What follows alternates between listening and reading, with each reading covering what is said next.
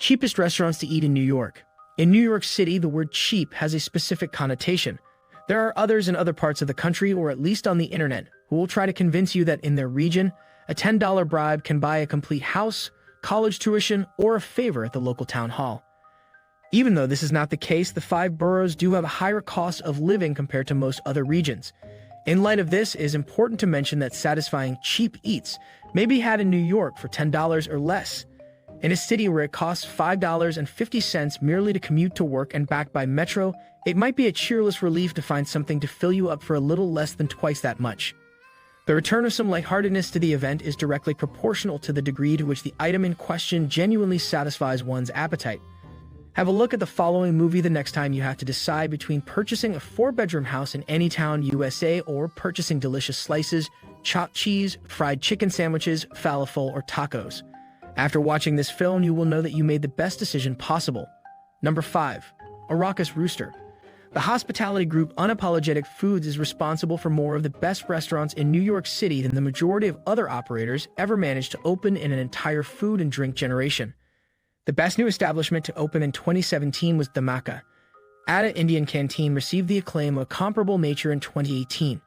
Even though it only began offering its services in October of last year, Sema is already weeks in front. Even on weekdays, customers wait in line outside of Rowdy Rooster, a quick casual restaurant that serves Indian-style fried chicken. Rowdy Rooster launched in February. The small storefront conceals an interior that is a rainbow of colors. The illustration depicts a multicolored bird with luxuriant feathers perched in front of a low banquet and a few tables with backless stools that are more or less comfortable enough for the duration of a speedy meal. You place your order at the counter in the rear, and a few minutes later, they will bring it over to you after they have packed it up and prepared it. The food selection is significantly more extensive than the available seating. Chicken sandwiches, the tried-and-true old conversation starters, can be ordered as either the hearty two-hand Big Rowdy, which costs $12, or the somewhat smaller Lil Rowdy, which costs $9. Both pieces of dark meat are marinated in a yogurt-based sauce containing a top-secret ingredient for 2 days, then covered in a spice mixture that spans all 5 potential heat levels, fried to an immaculate texture and topped with mint, yogurt, and pickled onion. Number 4. The Good Fork Pub. If you went to Brunt Street in Red Hook at least a couple of times before the winter of 2020, you could have gotten the impression that the main street of the nautical hamlet was packed with places to eat and drink. However, this is not the case. If you went there 10 times or lived in the area, you would have a good chance of getting a seat at the bar and a reservation before too long.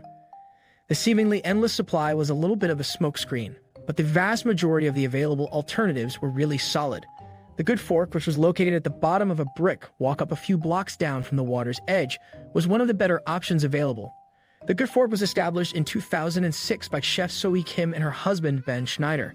Since then, it has garnered praise for its Korean-style steak and eggs, chicken and waffles, and croque madame at breakfast, duck confit, burgers, outstanding pork chops at night, and dumplings whenever, with more overlap here and there. The restaurant was forced to close for business for 2 months at the end of 2012 as a result of the significant damage it sustained after Hurricane Sandy. The subsequent hiatus would be longer, lasting around 2 years as a result of the pandemic. Nonetheless, a scattering of pop-ups would bloom in the interim before a complete reopening as the Good Fork Pub just a month ago. During a hiatus, Kim and Schneider created one of 2021's greatest restaurants, Gage and Tallner, which they co-own with Street John Frizzle, their hospitality neighbor from Fort Defiance up the street.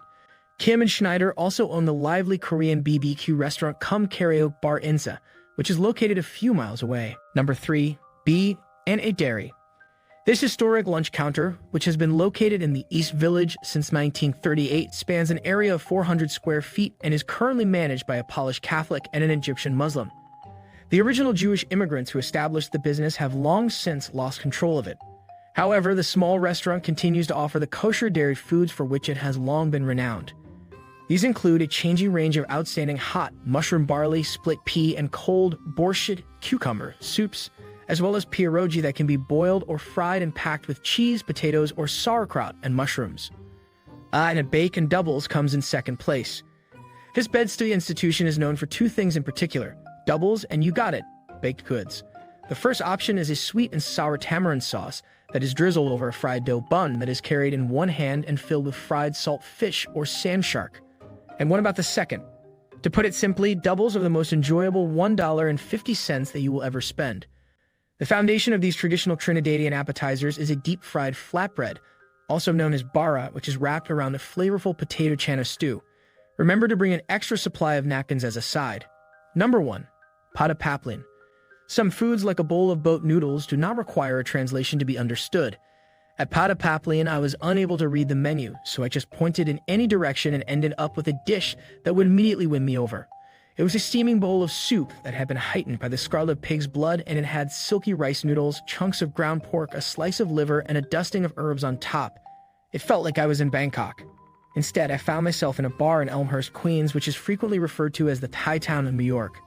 At first glance, nothing at Pata paplin seems to make sense, but then a bowl of boat noodles comes in front of you. One of the chopsticks is significantly longer than the other. Stuffed animals are used to decorate the light fixture, and a big bird vase is placed next to tchotchkes that have an ancient appearance.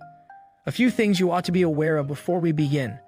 This pub has maybe around 20 seats, and the noodles, which cost $5 and can only be paid for in cash, are only available on the weekends. Although the soup servings appear to be from a children's menu, given the pricing, you should feel free to order 2 or even 3 of them. Almost everything is written in Thai, which is the official language. Therefore, I talked a Thai acquaintance into guiding me through this hidden treasure. Don't be alarmed when you get to a table and see sheets of paper the size of Post-it notes that you have to fill out to place an order. Choose your foundation from one of these 3 options: luscious braised pork, fiery tom yum, or the essential boat noodles. Choose between rice and egg noodles. You also have the option of ordering the soup dried, in which case the broth will be sent to you separately. If you're searching for something spicy, the tom yum with chilies in it is a good choice because the soup is robust without being overpowering. The pork that has been braised has less flavor, leaving the herbs to take the spotlight. You'll quickly see that there is no need for translation after just one bite. Did you like it? Tell us what you think of the video in the comments section below, and don't forget to subscribe to our YouTube channel for more interesting videos.